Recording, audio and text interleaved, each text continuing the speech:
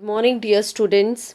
आज आपण संतवाणी ज्या आहेत, पहिली संतवाणी आहे अंकिला मी दास तुझा आणि त्याचे कवी आहेत संत नामदेव. ह्या संतवाणीची आणि दुसरी संतवाणी जी आहे योगी सर्वकाळ सुखदाता, या दोन्ही संतवाण्यांची आपण उजळणी करणार आहोत.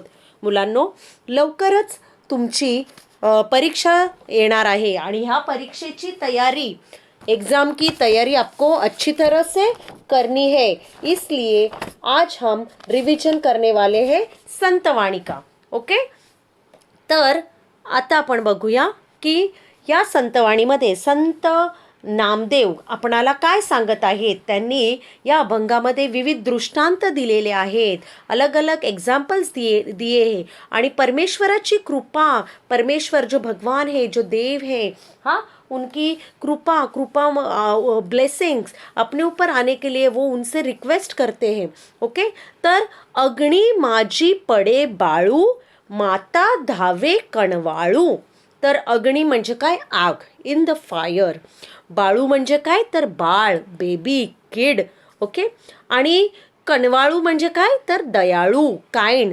की संत नामदेव सांगतात की जेव्हा एखादं बाळ, छोटा बच्चा अगर आग के पास जाता है, उसकी तरफ जा रहा है, तो उस बच्चे की माता, माता म्हणजे आई, जननी, उसे बचाने के लिए धावत येते, क्योंकि वो माँ दयाळू है. ओके, पुढे काय सांगतात संत नामदेव की तैसा धावे माझिया काजा, अंकिला मी दास तुझा.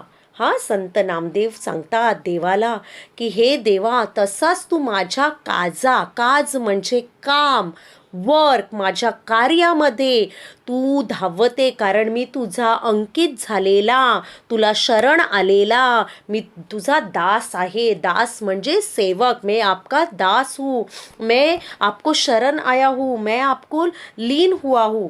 ओके, पुढे सवेची झेपावे पक्षिणी, पिली पडताची धरणी. हे आणखीन एक उदाहरण, आणखीन एक दृष्टांत दिलेला आहे की जेव्हा एखादं पक्षाचं पिल्लू किंवा पक्षिणीचं पिल्लू जेव्हा घरट्यातून खाली पडतं, तेव्हा त्या पिल्लाची आई म्हणजे पक्षीण ही सवेच म्हणजे लगेच, इमिडिएटली धरणीवर, जमिनीवर धावत जाते त्या पिल्लाला वाचवण्यासाठी.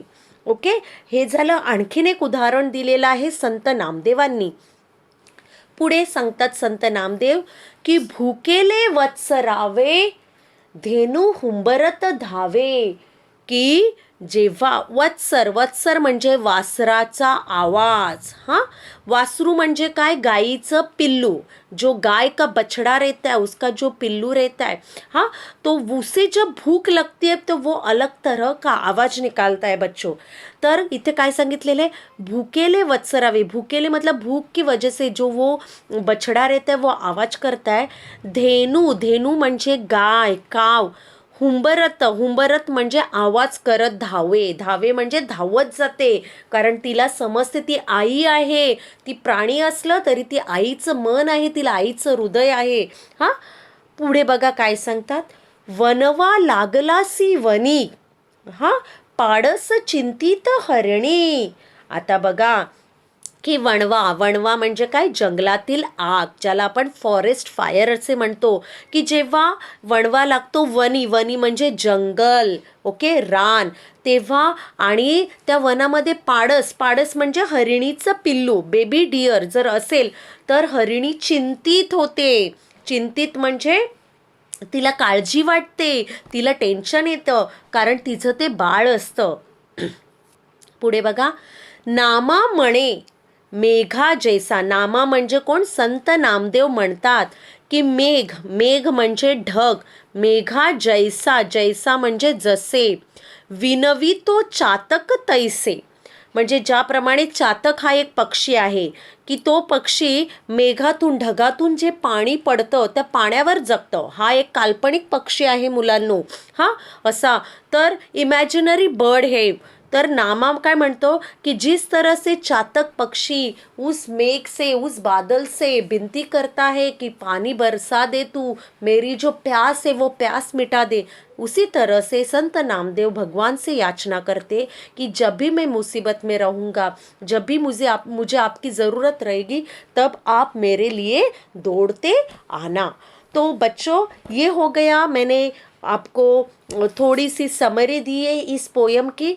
अभी हम नेक्स्ट पोयम पे जाते हैं, वो है संतवाणी दूसरी, आ योगी सर्वकाळ सुखदाता। तर याचे कवी आहेत संत एकनाथ। हां, आणि या अभंगामध्ये काय सांगतात संत एकनाथ की जेवी चंद्रकिरण चकोरांसी, बघा की ज्याप्रमाणे चकोर हा पक्षी आहे, आणि चकोर पक्षी बघा मुलांनो, अगोदरच्या अभंगामध्ये चातक पक्षी होता जो पावसाच्या पाण्यावर जगतो, आणि चकोर हा पक्षी चंद्रकिरण, चंद्र मतलब मून, जो मून लाइट रहते उससे वो जिंदा रहता है। तर जेवी म्हणजे ज्याप्रमाणे चंद्रकिरण चकोरांसी, पांखोवा जेवी पिलियांसी। पांखोवा, पांखोवा म्हणजे पक्षिणीचे पंख। हां, अगर पक्षी म्हणजे बर्ड्स। हां, जीवन जैसे का जीवांसी, तेवी सर्वांसी मृदुत्व। जीवन, जीवन म्हणजे पाणी, पाणी या शब्दाचा समानार्थी शब्द आहे। जीवांसी, जीवांसी म्हणजे जीव जंतु किंवा लिविंग थिंग्स। जिस तरह से लिविंग थिंग्स को पानी की ज़रूरत है, जिस तरह से चकोर पक्षी को चंद्र किरण चाहिए, जिस तरह से छोटे जो पक्षी के बच्चे रहते उनको अपनी माँ के पंख चाहिए, उसी तरह से हमें किसी सज्जन व्यक्ति का, अच्छे व्यक्ति का मृदुत्व, सॉफ्टनेस चाहिए, उसका कोमलपना उसका चाहिए। जळ, जळ मतलब पानी। हाँ, वरी वरी शाली मळ मतलब पानी जो रहता है वो ऊपर का जो मल रहता है, हाँ, वो शाली, शाली म्हणजे धोने, वो धोता है। योगिया सबाह्य करी निर्मल, लेकिन योगी पुरुष हमें अंदर से और बाहर से निर्मल करता है। निर्मल मतलब पवित्र, स्वच्छ, साफ। ओके। उदक, देखो यहाँ पे पानी के लिए कितने सारे शब्द आए हैं। जल, उदक, उदक मतलब भी पानी, जीवन मतलब भी पानी। ओके बच्चों, तर उदक सुखी करी एक वेळ, अगर हम लोग पानी पीते तो कुछ समय के लिए हमें सुख मिलता है, शांति मिलती है या समाधान मिलता है, हमारी प्यास बुझ जाती है। लेकिन योगी पुरुष जो रहता है वो हमें सर्वकाल सुखदाता, हमेशा सुख देता है। ओके, अभी आगे देखो। उदकाचे सुख ते किती, मतलब जो पानी है उसका सुख कितना रहता है, कुछ समय के लिए। सवेची क्षणी, सवेच मतलब लगेच, क्षणी मतलब समय में, कुछ ही समय में। तृषित होती, तृषित म्हणजे तहान लागणे, प्यास लगना, वापस से प्यास लगती। योगिया दे स्वानंद तृप्ती, हाँ, कि योगी पुरुष आपल्याला स्वानंद तृप्ति देतो, सुखासी विकृति पै नाही, और उस सुख में कोई भी बुराई नहीं रहता, कुछ भी विकृति नहीं रहती है। बघा पुढे आणखीन काय सांगतात संत एकनाथ की उदकाची जे मधुरता, उदक म्हणजे पानी की जो मधुरता है, उसकी जो मिठास है, ते रसने सी ची तत्वता, वो खाली रसना, रसना मतलब जीभ, अपनी जुबान, वो खाली जो पानी की मिठास है वो हमारी जीभ जो है, हमारी जो जुबान है उसी को पता चलती है। लेकिन योगियाचे गोडपन मतलब योगी पुरुष जो अच्छा इंसान रहता है, जो साधु संत या महात्मे जो रहते हैं, वो गोडपन पाहता होय निवविता सर्वेंद्रिया, लेकिन योगी पुरुष हमारे जो शरीर के सर्व इंद्रिय और सेंसरी ऑर्गन्स, ये हमारे फुल बॉडी को शांत करता है, समाधान देता है। मेघ मुखे अधपतन, मेघ मतलब ढग, क्लाउड्स। ओके, अधपतन मतलब नीचे आना, खाली येणे।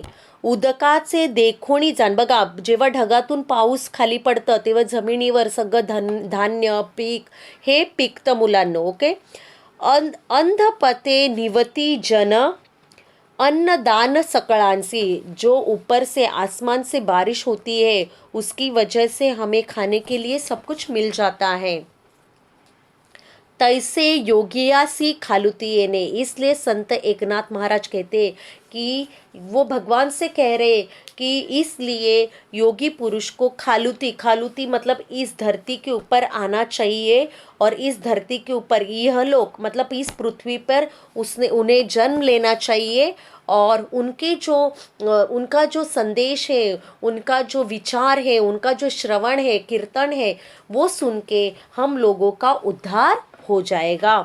तो बच्चों ये देखो शब्दार्थ है इस संतवाणी की कि जेवी म्हणजे ज्याप्रमाणे, चकोर एक पक्षी आहे, पांखोवा म्हणजे पक्षिणीचे पंख, जीवन म्हणजे पाणी, जीव म्हणजे प्राणीमात्र, तेवी म्हणजे त्याप्रमाणे आहे। आणखीन पुढे जाऊया आपण। शाळी म्हणजे धुणे, मृदुत्व म्हणजे मऊपणा, वरीवरी म्हणजे वरवरून, सुखदाता म्हणजे आनंद देणारा, उदक म्हणजे पाणी आणि आणखीन पुढे जाऊया। मधुरता म्हणजे गोडी, माधुर्य, रसना म्हणजे जीभ, सर्वेंद्रिय म्हणजे सर्व इंद्रिय, मेघ म्हणजे ढग, अधपतन म्हणजे खाली येणे आणि जन म्हणजे लोक। तर मुलांनो आज मी तुम्हाला दोन्ही संतवाणी ज्या आहेत त्यांची उजळणी थोडक्यात रिव्हिजन घेतलेली आहे। या दोन्ही संतवाणी तुम्ही एक्झामसाठी चांगल्या प्रकारे त्यांचा अभ्यास करायचा आहे। धन्यवाद।